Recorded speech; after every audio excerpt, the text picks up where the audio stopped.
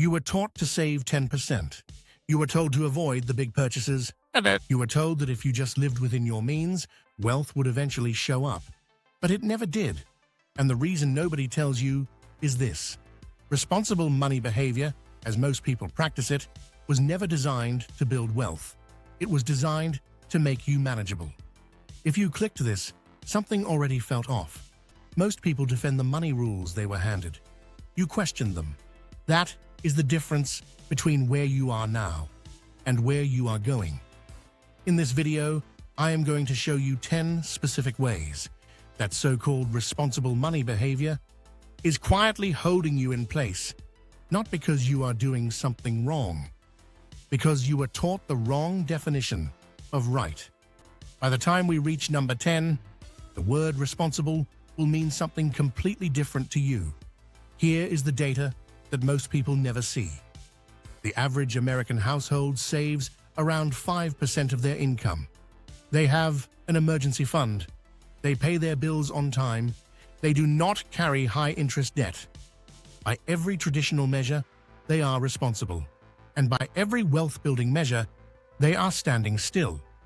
Responsible behavior keeps the system running smoothly. It keeps debt serviceable. It keeps spending predictable. It keeps people comfortable enough to stop asking questions. The problem is not discipline. The problem is that the definition of discipline was written by people who benefit from your compliance. Here is exactly what that looks like in practice. Number 1. Saving without investing is just slow inflation. Millions of people feel good about their savings account. The balance goes up every month. The habit feels right, but the average savings account in the United States pays less than 0.5% in annual interest. Inflation, even in stable years, runs at 2 to 3%. Picture this. You save diligently for 20 years. Your balance grows, but its purchasing power has been quietly shrinking the entire time. You were not saving. You were losing slowly. Discipline without direction is just expensive patience. Number 2. Budgeting for lifestyle instead of wealth. Most budgets are built to manage spending, not build assets. They track what goes out. They almost never track what is being built. Picture two people earning the same income. One budgets to make sure they can afford their life. One budgets to make sure they are acquiring assets every month. 10 years later, they have the same spending history, but only one of them has a portfolio. A budget that does not include wealth accumulation is just a slightly organized version of going nowhere. Tracking expenses is not a wealth strategy. It is a maintenance strategy. Number 3, paying bills on time and calling it winning. Paying every bill on time is not wealth behavior. It is minimum viable adult behavior. And somewhere along the way, the financial culture started confusing the two. When your credit score is the number you are proudest of, that is a signal worth examining. The credit score system was not built to measure your wealth. It was built to measure your usefulness to lenders. A perfect credit score means you are perfectly reliable at borrowing and repaying money. Lenders love that. Your future self does not necessarily benefit from it. Your credit score is a grade that banks give you. Number 4, avoiding all risk instead of understanding it. Responsible money culture treats risk as the enemy. Do not invest in things that could lose value. Keep money where it is safe. But here is what that actually produces. The average investor who avoided the stock market for 30 years while keeping money in a savings account left millions of dollars on the table, not because they were reckless, because they were too cautious in the wrong direction. Picture this: $400 a month invested in a basic index fund over 30 years at historical average returns becomes over $1 million. $400 a month in a savings account over the same period becomes roughly $144,000. The difference between those two numbers is not luck. It is the cost of misunderstanding risk. Risk is not something to avoid. It is something to understand. Here is where it gets uncomfortable. Most people defending cautious money behavior are not protecting their wealth. They are protecting their comfort. Number 5. Living below your means without redirecting the difference. This one lands differently because it sounds like good advice. And in isolation, it is. Spending less than you earn is the foundation, but it is only the foundation. Imagine someone who cuts their expenses significantly. They stop eating out. They cancel subscriptions. They drive an older car. They feel proud of the discipline. But the money they freed up sits in a checking account. 6 years later, the number is bigger. But nothing is working for them. The wealth gap is not always created by overspending. Sometimes it is created by underdirecting. Living below your means only builds wealth if the difference goes somewhere that compounds. Number 6. Waiting until you have enough to start investing. This is one of the most quietly destructive beliefs. In personal finance culture, the logic sounds responsible. I will start investing once I have a real amount to put in. But compounding does not care about the size of your first deposit. It cares about time. Picture two people. One starts investing $50 a month at 22 years old. One waits until they have $500 to start, which takes them until age 32. By retirement, the first person has significantly more wealth, not because they invested more, because they let time do the work longer. Waiting is not caution. What we are covering right now goes deeper than most people discover on their own. The strategies, the exact systems, the numbers behind each of these patterns, we go further inside the Luxona Vault. Link is below if you want in. Now, let us keep going. Number 7. Treating home ownership as the primary wealth vehicle. For decades, buying a home was considered the responsible path to wealth. And for many people, in many markets, it worked.